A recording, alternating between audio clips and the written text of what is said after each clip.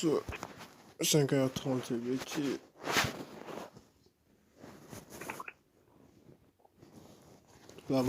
tolamuka ntango ya koluka Nzambe ekokisami. Le temps de chercher notre Dieu, de prier pour nos vies, prier pour nos problèmes. Ekokisami. Éternel, nous te disons merci pour ce matin, pour l'opportunité que tu nous donnes de nous présenter encore devant ta face et de te prier. Prends le contrôle de tout et dirige-nous, que ton esprit se soit au contrôle au nom de Jésus. Amen. Oui, sans plus tarder, nous allons partager encore ce matin sur les choses qui freinent notre croissance dans notre marche avec l'Éternel. En petit résumé, hier, on a parlé d'un point, c'était le péché, là où Dieu nous invitait à vivre dans la sanctification, là où Dieu nous demandait à donner notre corps pour lui et lui pour notre corps. Car sans la sanctification, personne ne verra Dieu, personne grandira dans les Seigneurs. Le péché, c'est un frein. Imaginez, vous avez votre enfant dans votre maison. Cet enfant est héritier de tout, mais il ne manage rien. Il n'est pas au contrôle de ses biens. S'il veut toucher à la voiture, le tuteur viendra lui dire « Ne touche pas à la voiture. Tu es incapable de conduire. » C'est dans cet état-là que Paul avait écrit à l'église de Galates pour leur dire « J'ai remarqué, depuis que vous êtes dans le Seigneur, vous ne grandissez pas. Mais tandis que vous avez des bénédictions. Et Dieu ne veut pas vous donner certaines bénédictions. Parce qu'à ce moment-là, s'il vous donne cette bénédiction, ça causera votre perte. Vous mettez un enfant de 6 ans, 5 ans, 4 ans dans une voiture en train de conduire. Ça sera des dégâts. Il risque même de mourir. Parce qu'il n'a pas encore l'âge de comprendre comment conduire, c'est quoi les risques d'être devant un volant en train de conduire, c'est quoi les risques pour les autres, pour soi-même. Voilà pourquoi on se retrouve un jour, quelqu'un qui est à l'église les bénit. Quand il était pauvre, il souffrait, il craignait Dieu. Il se disait, waouh, Dieu est bon.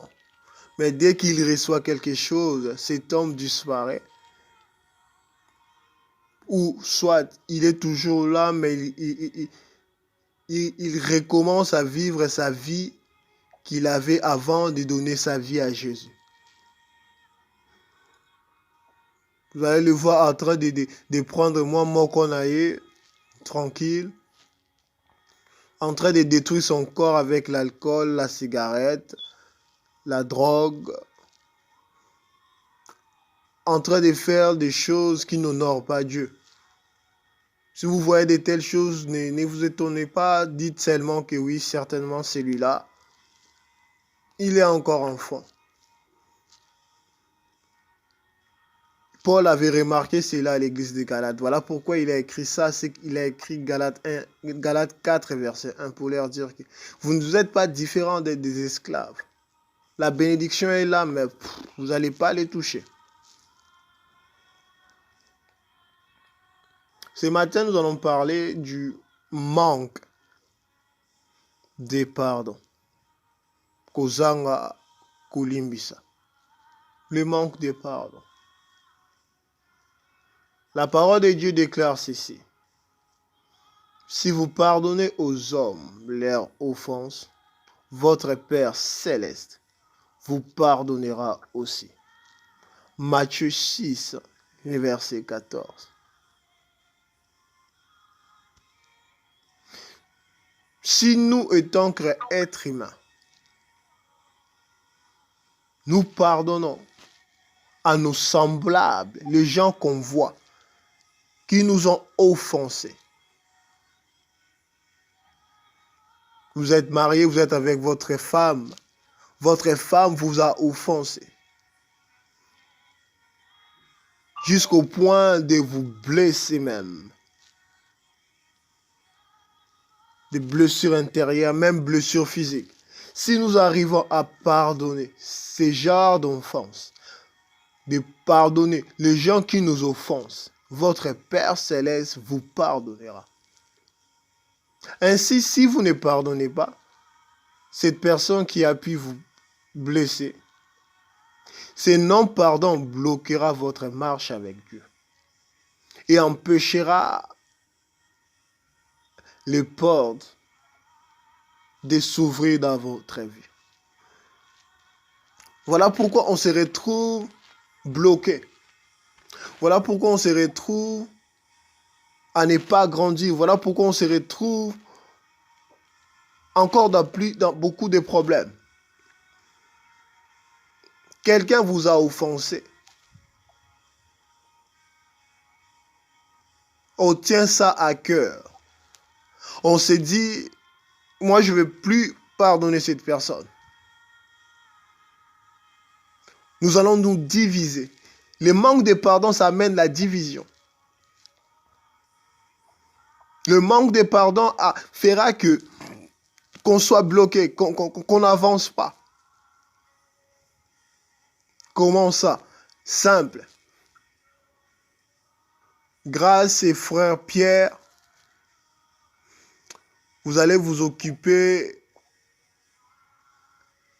de nettoyer les chaises de l'église.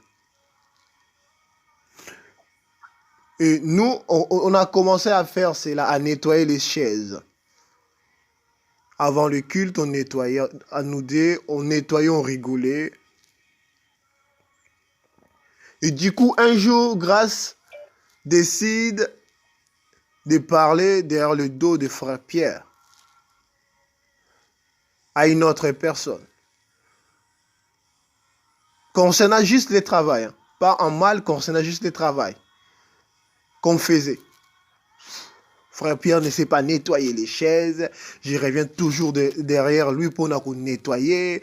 C'est moi qui fais tout. Lui, il est là. Il fait que parler. Nettoyer. Il fait rien. Patati patata.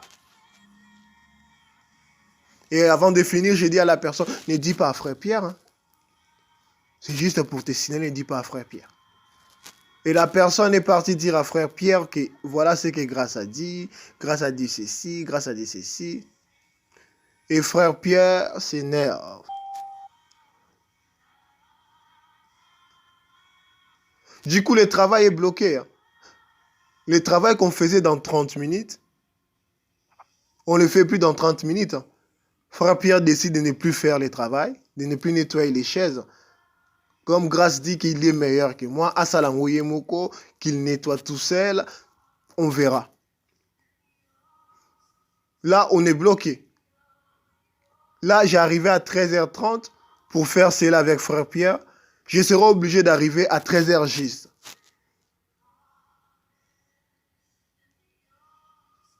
Les portes qui devaient s'ouvrir entre moi et frère Pierre, les portes ne seront pas ouvertes. Le manque de pardon. Et frère Pierre, de son côté, au lieu de me pardonner, frère Pierre a kangiango na mutema. Frère Pierre s'est dit, moi, je ne veux plus faire cela. Je ne veux plus parler à Grâce. Peut-être après une semaine, 2 semaines, 3 semaines, j'ai oublié. Lui, de son côté, maintenant, continue à souffrir. Pourquoi? Parce qu'il a été blessé. Parce qu'il a été blessé. Il continue à souffrir à l'intérieur. Non, non, non, non, non, non, je ne peux plus travailler avec lui. Frère Pierre a comme ennemi. C'est ça le manque du pardon. Tandis qu'on était des frères. Ceux qui ont il n'est plus erré. Ceux qui ont il se déplace. Ceux qui ont t'as changé sika. Ceux qui ont l'église va passer place ngana vandi tondo vanda pembeni. Alors c'est là que vanda même na sima, beta vanda mupandi, beta vanda soki wapi pembeni na ngaite.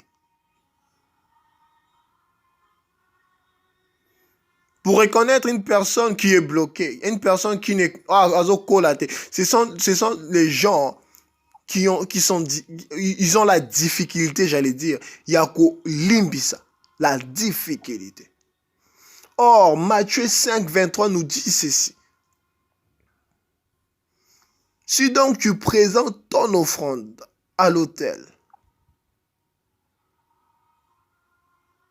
c'est comme ce matin. Si donc tu présentes ta prière, parce que ta prière c'est aussi une offrande, à l'autel ce matin, et que là, tu te souviens que ton frère a quelque chose contre toi, laisse ton offrande devant l'autel et va d'abord te réconcilier avec ton frère.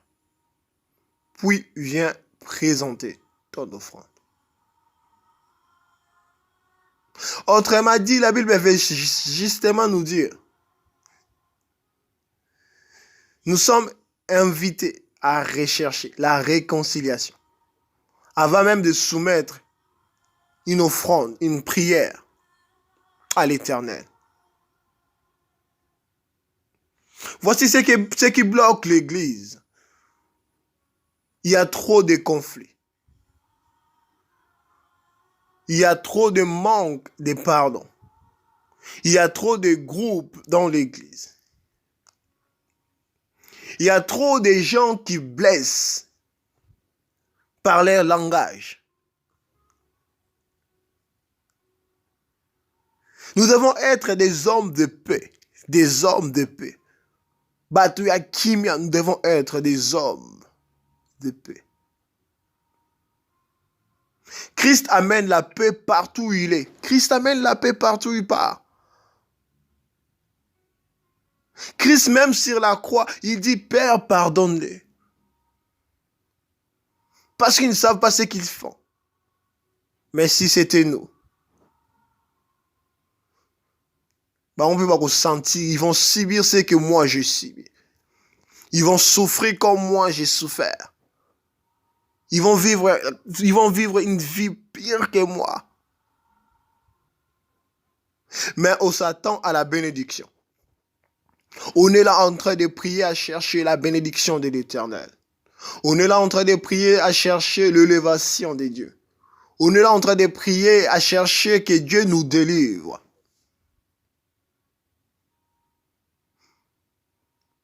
Nous voulons que Dieu nous délivre. Délivrons les gens qu'on a arrêtés dans nos cœurs, qui nous ont offensés.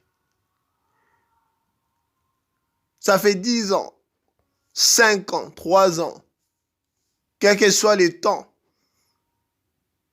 pardonnons. Si nous voulons que Dieu nous pardonne, pardonnons. Si nous voulons vivre la bénédiction, pardonnons. Voilà pourquoi il dit dans sa parole, disciple Batounier, mais Père, mais Jésus, combien de fois nous devons pardonner? Souvent on dit ça, j'ai pardonné à grâce déjà 2 fois, je crois que ça suffit. La 3e fois, je ne vais pas pardonner, ça devient une habitude. Ça devient une habitude.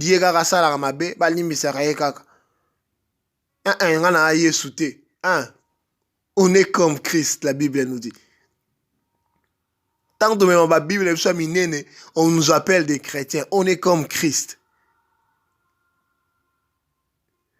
On est comme Christ. Donc on a appelé à pardonner. Et Christ, les disciples continuent. On pardonne combien de fois? C'est toi? 77. Et Christ qui regarde, qui dit 77 fois 7. Pardonnez autant de fois. Ne vous lassez pas de pardonner. Le pardon est une puissance qui libère.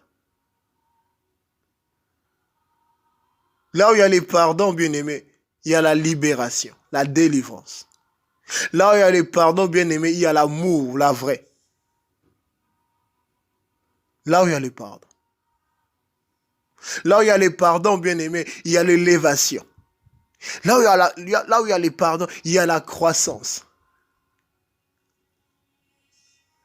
Si vous voyez des églises là où les chrétiens ne grandissent pas, ce sont des églises, ce sont des chrétiens qui n'arrivent pas à pardonner.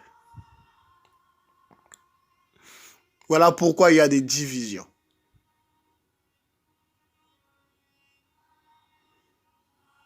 De préférence, là où vous ne vous sentez pas bien, séparez-vous à l'amiable que de vous diviser. Parce que si vous vous divisez, vous allez parler en mal de là où vous êtes venu.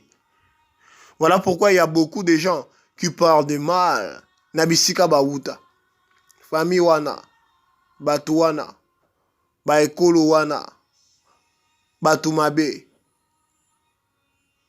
batu wana, frère wana, eloko asala ngai, na limbisa ye me, ngana ye, simbaka te, so na moni ye na kobeta ye kara. Notre marche avec Dieu est perdue. Notre croissance est bloquée. La liberté, il n'y en aura pas. La bénédiction, il n'y en aura pas. La délivrance, nous devons oublier cela. Au-delà de tout, notre Père, à qui bien chrétien, on vient souvent pour demander pardon, pour prier, présenter nos requêtes. Il ne va jamais nous pardonner. Il va se dire, si ton frère, qui a la chair et le sang comme toi, ta sœur, qui est visible, mais tu n'arrives pas à pardonner.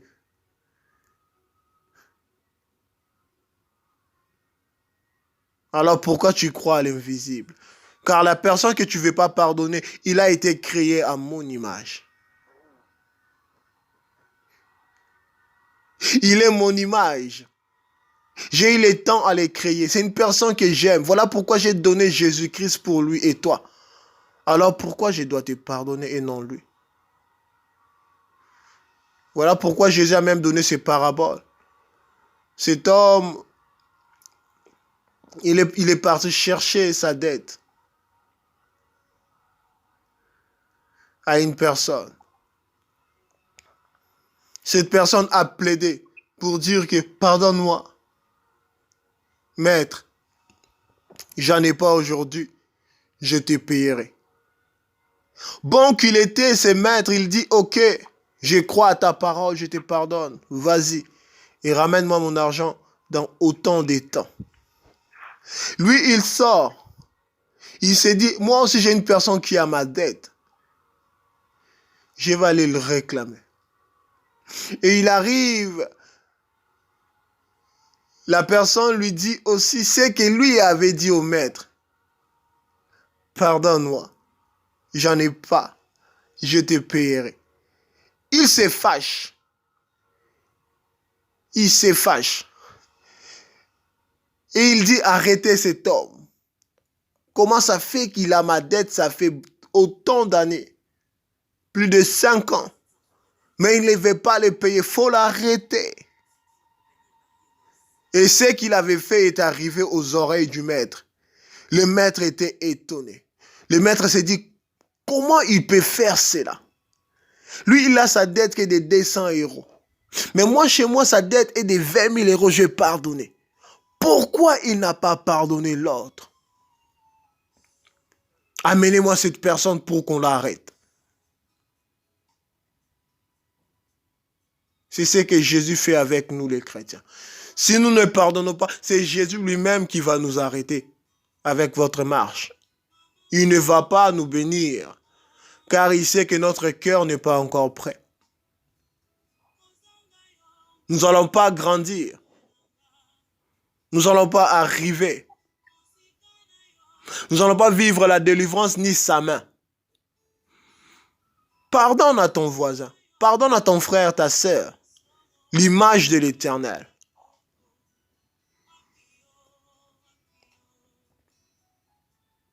Si nous voulons présenter une offrande, cherchons d'abord la réconciliation. Cherchons d'abord la réconciliation avant de soumettre une prière à l'Éternel. C'est en ces moments-là qu'on vivra la main de Dieu. C'est en ces moments-là qu'on vivra la bénédiction. C'est en ces moments-là qu'on deviendra grand. Quand les gens vont nous voir, ils vont dire que oui, certainement, ce sont des gens matures à l'église. Ils ont eu des problèmes, des graves problèmes, mais regarde, ils sont en train de sourire encore, en train de s'embrasser, parce qu'il y a la maturité. Nous devons arriver à ces stades-là, malgré nos problèmes. Entre nous, lavons nos linges sales plutôt, en famille. Pardonnons à celui qui nous ont offensés. Que Dieu bénisse sa parole.